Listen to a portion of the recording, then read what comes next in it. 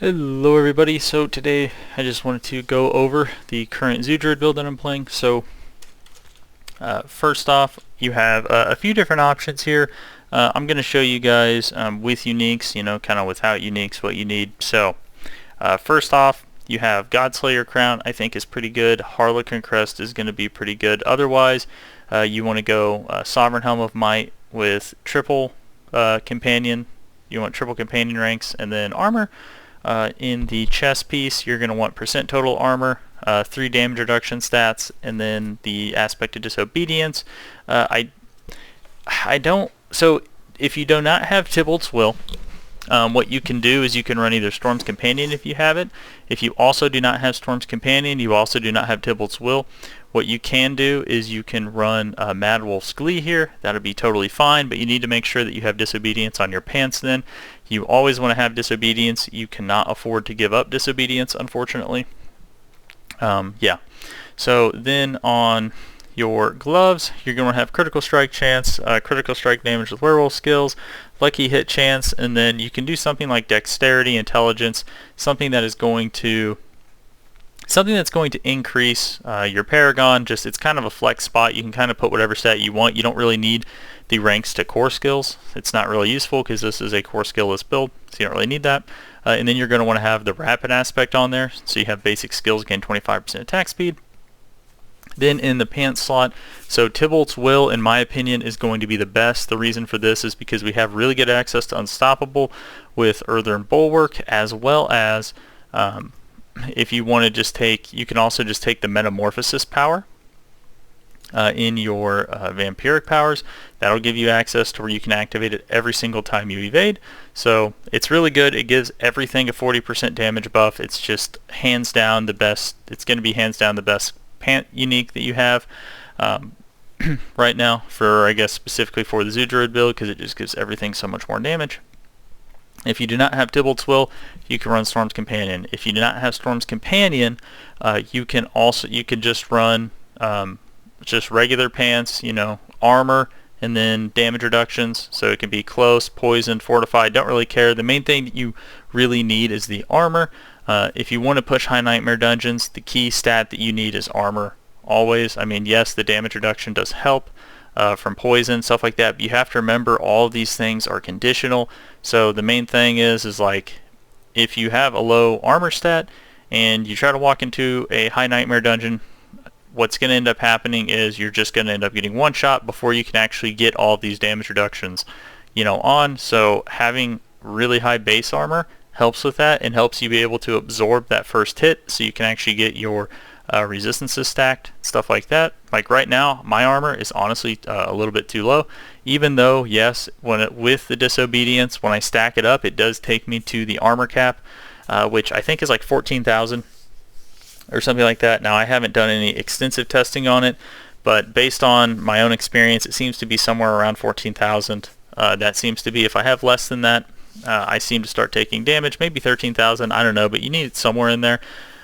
Yeah, so that's the main thing I want to say about the secondary stats there. But yeah, and then you can go like Aspect of Aspect of Cyclonic Force or something like that, and you can swap out your Blood Howl for that, so you can get extra damage reduction, physical damage reduction if you want to go that route. Again, this is going to be kind of a flex defensive slot at that point. If you're running Godslayer Crown, for example, then you could run Aspect of Might and then Disobedience. The two defenses you want to prioritize if you have multiple slots open is going to be Disobedience and Might. The third slot is kind of whatever you want. I know I was running Cyclonic Force for a little while last season. That was pretty good, but I have the uniques and stuff like that, so this is my current setup right now. Here, after that, you're going to want the Symbiotic aspect on your boots. This is going to help us reset our Earthen Bulwark so we can keep our Tybalts up virtually all the time. It's very, very good. It also helps, give us more defense with the shield, and it also makes it to where we're stacking our Fortify extremely fast. You want to go either double or triple resistances. Boots are going to be the best slot for you to get your resistances on. So if you want to go percent to cold, fire, shadow or something like that, that's totally fine. You can do triple resistances. I have movement speed for 4 seconds after killing an elite, percent total armor, but the whole movement speed thing, that's a preference. That is not something you absolutely have to have. If you would like to swap that out for a resistance so you can shore up your resistances, that's going to be good, because you have to remember in World Tier 4 there's a massive penalty, so you have a minus 50% penalty to your resistances just for being in World Tier 4, so you do have to stack quite a lot of resistances, so this is a pretty good way to do it. So you can try to get all these up to 70% or as close to 70% as you can. Okay, next up we have Great Staff of the Crone. This is by far going to be really in my opinion, the only weapon choice, because once I get into the Vampiric powers, one of the main Vampiric powers relies on basic skills, and this is it's just too good. Like this season, it's just going to be too good. Not only that, this gives you by far the most resets of Poison Creeper, of Wolves, of Ravens. It just is so good. Like, and you'll see it here. I'm in a dungeon right now. Yeah. So after that, we're going to go aspect of the alpha. You're going to want Ranks of Called Wild passive, Ranks of Companion skills. Then after that, you really just defensive stats are going to be good. Toxic Claws actually isn't too bad if you can get triple passive, but like damage reduction from close, percent total armor, just some type of damage reduction stat's going to be good after that. Next, so this is going to be another thing. There's a couple options here. So first off, you have X-Falls Corroded Signet. This is a unique that you can run. This is really good because it makes your poison erupt for 37,000 damage, and because we're able to reset our Poison Creeper so much, you actually do get a lot of value out of X-Falls with this build, right? So it's pretty cool. It also has lucky hit chance. It has some cooldown reduction. The cooldown reduction doesn't really matter that much, but because, you know, obviously we're resetting everything, but it's still not bad. You normally can't even get cooldown reduction on a ring, so that's pretty cool. You have damage over time. That's not too bad. Also, because this season critical strike damage critical strike damage and Volt isn't anywhere near as important as it was, it makes it much easier to run this stuff. If you do not have X-Falls, you want to run the Overcharged Aspect. Okay, Overcharged Aspect is going to be the next best thing. It's essentially the same thing, but it just does a little bit less damage. You'll do more damage with the X-Falls. I think I want to say Overcharged Aspect might do like 5,000 damage when it procs, versus this does like 37,000. So from my experience, this seems to do more damage, but Overcharge is probably going to be the next best thing, because you're going to see a theme that we're kind of almost running, you know, kind of like a Stormclaw build. This is, I would honestly say, Zoo Druid this season, the best way to play it is probably going to be a variant of a Stormclaw build, because you're going to see there's a lot of power in our Claw and stuff like that. So next up, we have Aspect of the Stampede. So critical strike chance, critical strike damage, damage to close, and damage to distant are going to be the best things. The reason for that is you want crits for your pack leader. So because you're critting, that means critical strike damage is obviously already going to be good. You can also swap that out for max life if you don't want to do that. You can do like crit and then max life, or you can swap out the crit for lucky hit, whatever your preference is.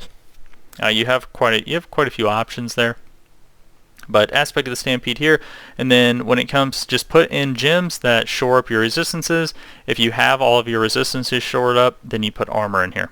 Okay, that's going to be that. So on for the Vampiric powers. So I'm using Moonrise.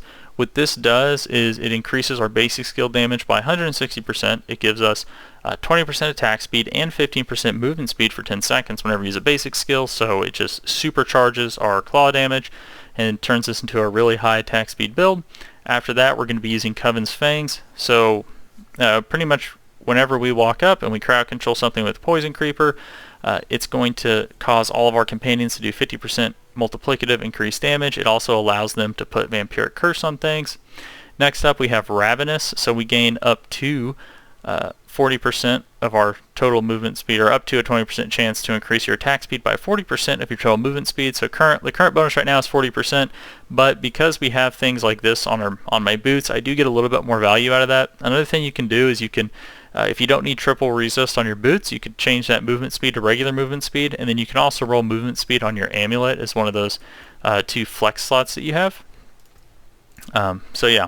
And then after that, I go Undying. So casting skills heals you for 3% life, double this bonus while below 50% life, and then I have Resilience. Now, once I get higher armor values, I don't think I'm going to necessarily need this. Like, I've been considering dropping the Tybalt's Will and stuff like that when it comes to high nightmare dungeons, just so I can get more percent armor and stuff like that. But until I do that, this is pretty useful. So, you know, as I lose life, I just get more and more damage reduction. So, pretty nice. Okay. Let's see here. A couple other things, if you wanted to, that you could run. A Cursed Touch is not bad. Like Metamorphosis, if you don't have Tybalt's, or I guess Metamorphosis, if you're not into the whole Nature's Fury thing, that could be good. Domination is also not bad, dealing 24% increased damage to enemies who are stunned, immobilized, frozen, because obviously we're immobilizing a lot with Poison Creeper on top of Claw and the auto-casted Storm Strike that we're getting. Okay, so not too bad. When it comes to the abilities, we are going to be going Claw, Enhanced Claw, Wild Claw. We're going to be going Storm Strike, Enhanced Storm Strike, Fierce Storm Strike. The reason why we actually max out Storm Strike as well as our Claw is because we're getting a pretty big damage buff from the Moonrise, so this just helps it go further. Then after that, I'm going to be going Earthen Bulwark, Enhanced Earthen Bulwark, Preserving Earthen Bulwark, Ancestral Fortitude for the extra resistances, Vigilance. Since we do run 2 defensive skills, we can keep up a 15% damage reduction buff all the time, so that's pretty nice. Then maxed out Wolves, Enhanced Wolves, Brutal Wolves, Poison Creeper, Enhanced Poison Creeper, Ferocious Poison Creeper, Ravens, Enhanced Ravens, and Brutal Ravens. 3 ranks into Call of the Wild passive. Come down here, I do Neurotoxin. I do put max out Toxic Claws. However, what you can do is you could take out these 2 points and you could put the points into, you put like 2 points into here, or if you wanted to, you could come down here and put points into this. However, the thing is this is a nature magic skill, so you're not really increasing your companion skill damage whenever you put points into this. That's the reason why I didn't really put a whole lot of points into this. So, yeah. And then Rabies still doesn't seem to do a whole lot of damage, so I don't really worry so much about increasing it. It just still doesn't seem really that great, so who knows, maybe they'll buff it again next patch. And just keep buffing it until it gets good. Anyway, so then we have Nature's Fury, so casting an Earth skill has a 30% chance to trigger a free Storm skill. So with the symbiotic aspect, we take it because it just reduces our Earthen Bulwark CD, so we're constantly able to do that. When it comes to Earthen Bulwark, so I didn't really see this doing an insane amount of damage, so I wasn't running it. So like beforehand, if you didn't know, there was a bug going on where Earthen Bulwark, the innate Earthen Bulwark, was scaling off of your enemy's max life instead of your max life. So it does significantly less damage than what it did before now. Yes, so I don't know, I didn't really seem like it did a whole lot of damage, so I'm not running it anymore.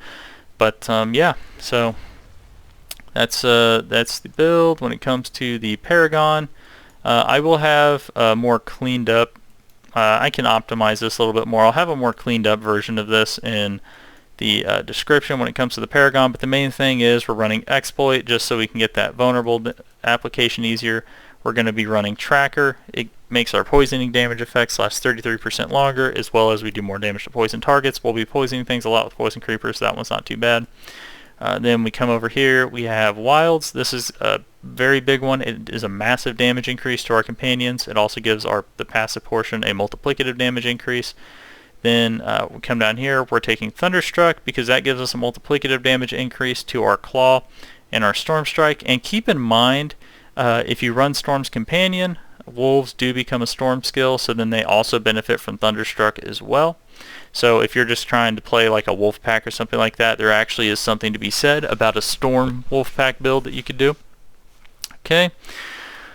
Let's see here. Then going up here, we have Undaunted. So this is just more damage reduction while you're fortified, and it also gives you, and then it also just gives you more damage while you're fortified. Then we come over here, Spirit. So this gives us an insane amount of critical strike damage. It's just one of the biggest additive damage bonuses. On top of it, gives you a multiplicative damage bonus. It's just really, really good. You know, 194% crit damage in a build where we crit a lot is just going to be pretty solid. Alright, we're going to be taking Heightened Malice. And yeah, I think Heightened Malice and Thunderstruck are the only legendary nodes we take in this build. We don't really have a reason to do it. If you're leveling up and you're following this and you're only level 50, just you want to go Wilds first. This is going to by far be the best damage increase you're going to see if you're trying to play a companion build. So what you can do is don't go Heightened Malice tree first. If you're like, let's say you're fresh level 50, you just go into what's this one? Inner Beast. Yeah, you can go into Inner Beast, and then just rush straight to this socket, and then you can move around and do it. There's actually multiple ways that you could get to this same tree that I have, with things being slightly like different in terms of the routes. So don't worry so much about it. Don't overthink it. Just yeah, just try to get to as many glyph slots as you can, as fast as you can, or I guess in the least amount of skill points taken possible is kind of the idea there, and you'll probably be pretty well off. Also, make sure you don't sleep on these resist all nodes. So there's a bunch of resist all nodes you can take. So I got some here. I got another one here. It really helps. It really helps kind of shore up your defenses. So if there is a resist all node, definitely take it. And also when you come up here, so before I would have recommended to like kind of avoid getting the poison resistance and stuff. But if you need it, I mean, there's a lot of poison resistance in this tree. So like where was it at? Oh yeah, like right up here, right? So you can get 20% poison resistance and stuff like that right there. Okay. So now, let's go ahead and hop on into this. This is a tier 76 dungeon. And then, if you're wondering, can it clear 100? I would say any build can clear 100. The question is more so about... oh wait, where am I going? Oh, I guess I missed that stuff.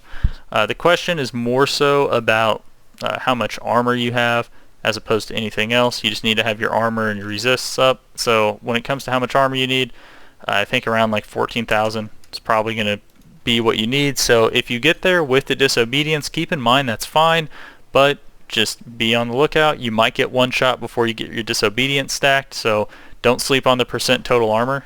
It's definitely pretty good. Like right here, so you can see how much damage I took there. Right, you can, it's like, oh. Okay. I want to make sure I didn't, here, you can see how many, oof. Yep, right there, yeah. So my armor's a little bit too low, unfortunately, right now. It's just dropping a little bit too much, because the higher up you go, it's really weird, but like, because if you see how like fast disobedience like falls off, like even though it's only falling off a little bit in that downtime, it makes a very massive difference in terms of how much damage you take. So you have to be very, very careful about that.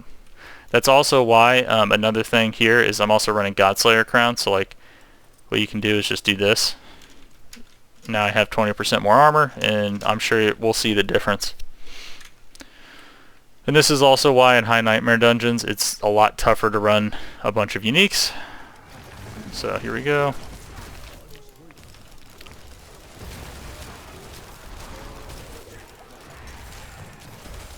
You can see here I'm at like 15,000 armor. Still taking a decent amount of damage. Uh-oh.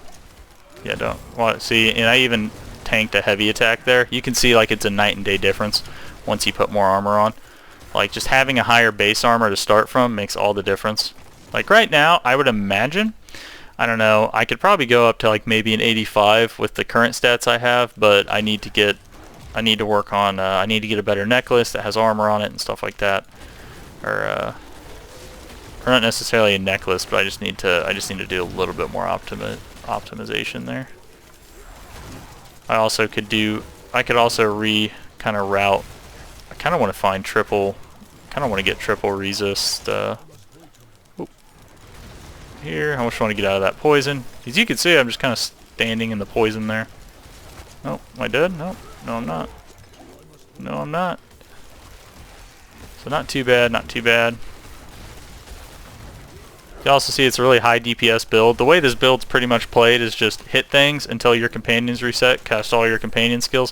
Now I'm kind of trolling this. You want to make sure that you cast Ravens before you cast everything else, because the Ravens gives you a crit buff. So keep that in mind.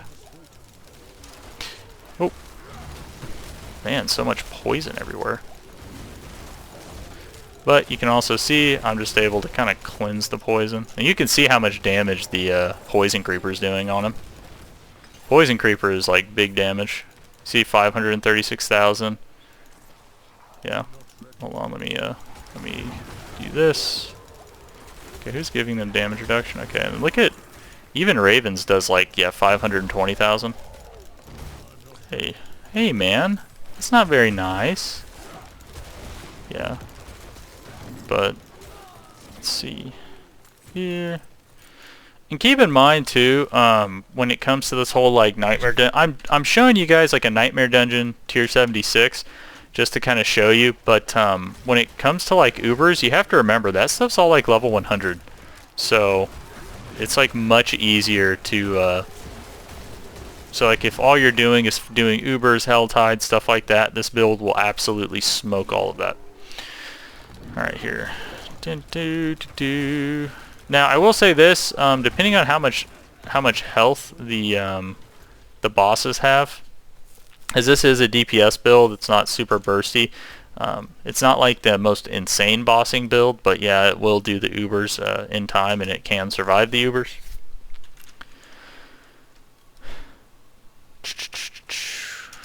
Yeah. Okay.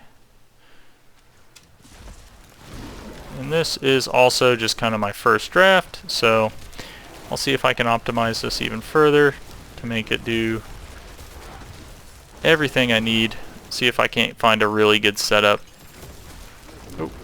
Okay, and we should, yeah, this, and we're gonna have a boss here, so you'll be able to see kind of what the damage is like.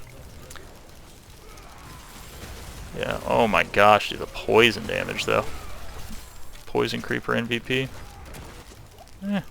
I do like how I'm just kind of face tanking all of these heavy attacks. But that's also the power of armor, guys. It really has nothing to do with like the build, I guess you could say. That's all about just how much armor you have. Yeah, see, uh-oh, am I dead? Oh, it got me that time. I was standing in the fire. Oh no. Yeah, but it's all about how much armor you have. Alright, let's keep going.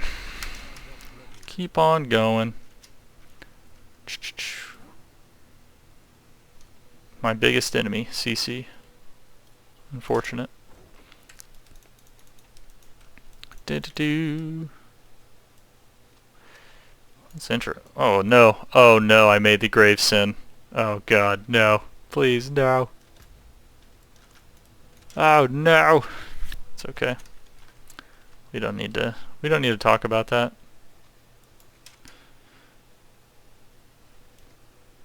Okay. Alright. Try this again.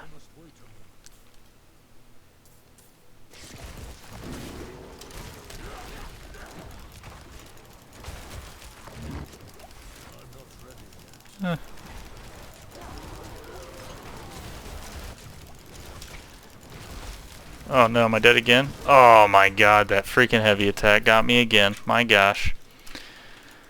Oh, that's okay. One more time. Jesus.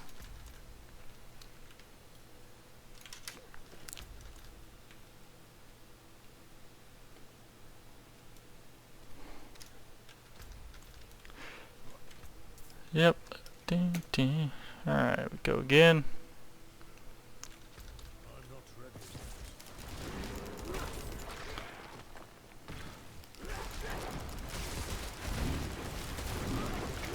Okay. Oh my gosh, the fire damage actually is... I think that fire damage is doing more damage to me than all that stuff is. Holy crap. Alright.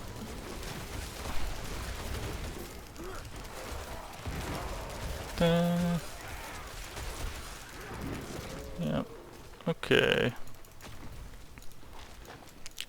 Let's go fight the boss. Chief Marauder.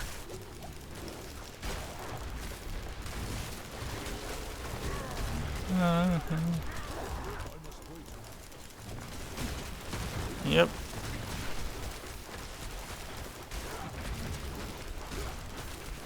You can see it's not the fastest bossing build, but not the slowest either. But I'm also like resetting. I have like multiple ravens down. It's like, alright. There it is. Not too bad, not too bad, not too bad. But yeah, anyways guys, yeah, this is the first draft of the Druid build. So I'm going to try to optimize it even further. like it so far. It's pretty fun. There's definitely a lot of power in the Crone Staff aspect of it, but at the same time, with the Vampiric powers and how fast, you know, you saw how many resets I was getting. I was putting down, like, I think at most I had like 2 or 3 Ravens down at once with how fast I was getting resets. So, pretty fun build for sure. But anyways, guys, thanks for watching. Like, subscribe if you want to see more, and I'll see you next time. Thanks.